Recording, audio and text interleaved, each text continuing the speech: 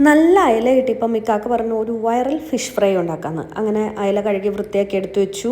അപ്പോൾ ഇഞ്ചിയും വെളുത്തുള്ളിയും ചുവന്നുള്ളിയും കറിവേപ്പിലയും എടുത്തു വെച്ചു. അതിൻ്റെ കൂടെ കുറച്ച് പുളിവെള്ളവും മഞ്ഞൾപ്പൊടി, ഉപ്പ്, മുളക് പൊടി, പിന്നെ ആവശ്യത്തിന് വെളിച്ചെണ്ണയും. ഒരു പാൻ അടുപ്പത്ത് വെച്ചിട്ട് ചൂടാക്കണ്ട, പാനിലേക്ക് വെളിച്ചെണ്ണ ഒഴിച്ചു, മുളക് പൊടി ഇട്ടു, അതുപോലെ മുളക് പൊടി കുറച്ചധികം ഇട്ടു, പിന്നെ മഞ്ഞൾപ്പൊടിയും അതുപോലെ തന്നെ ഉപ്പും ഇട്ടു. തീ കത്തിച്ചിട്ടില്ല കേട്ടോ, പാൻ അടുപ്പത്ത് വെച്ചിട്ട്. എന്നിട്ട് അതൊന്ന് നല്ലപോലെ വെളിച്ചെണ്ണയിൽ മിക്സ് ചെയ്തിട്ടു. ഇതിന് ശേഷം തീ കത്തിച്ചു കൊടുത്തു. അതിലേക്ക് നമ്മൾ ചതച്ച് വെച്ച വെളുത്തുള്ളിയും ഇഞ്ചിയും ചുവന്നുള്ളിയും അതുകളും എല്ലാം ഇട്ട്, ഇഞ്ചി ഇച്ചിരി അധികം ഉണ്ടായിരുന്നു കേട്ടോ, അതുകൊണ്ട് കുറച്ചേ ഇട്ടുള്ളൂ. പിന്നെ കറിവേപ്പില റിച്ച് ആയിക്കോട്ടെ എന്ന് കരുതി അത് ഇട്ടു. എന്നിട്ട് അത് നല്ലപോലെ ഒന്ന് മിക്സ് ചെയ്ത് ആ വെളിച്ചെണ്ണയിലും മസാലയിലും ഇട്ട് ഒന്ന് മൂപ്പിച്ചെടുക്കണം.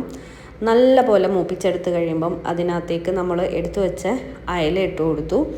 4 ഉണ്ടായുള്ളൂ. നല്ല കുട്ടപ്പന്മാരായിട്ട് അറേഞ്ച് ചെയ്ത് കിടത്തിയിട്ടുണ്ട്. ഒരെണ്ണം തല തിരിഞ്ഞു പോയി, അതങ്ങനെയാണല്ലോ. പിന്നെ അതിലേക്ക് പുളിവെള്ളവും ഒഴിച്ചു. ആ കരട് ചാടിക്കണ്ടായിരുന്നു എന്ന് പിന്നെ തോന്നിട്ടോ. എന്നിട്ട് തിരിച്ചും മറിച്ചും ഇട്ട് ഒന്നങ്ങോട്ട് വേവിച്ചെടുത്തു. നല്ലപോലെ ഡീപ്പ് ഫ്രൈ ആക്കേണ്ടവർക്ക് അങ്ങനെയും ആക്കാം കേട്ടോ. ഇതാവുമ്പോൾ ഗ്രേവി ഉണ്ടെങ്കിൽ പിന്നെ വേറെ കറിയൊന്നും വെക്കണ്ടല്ലോ, അതുകൊണ്ട് അങ്ങോട്ട് ഡീപ്പ് ഫ്രൈ ആക്കിയില്ല. എന്നിട്ട് അതിൻ്റെ ഒരു പീസ് എടുത്ത് കപ്പയുടെ കൂടെ ഞാനും കഴിച്ചു, ചോറിൻ്റെ കൂടെ ഇക്കാക്കായും കഴിച്ചു. സംഗതി അടിപൊളിയാട്ടോ.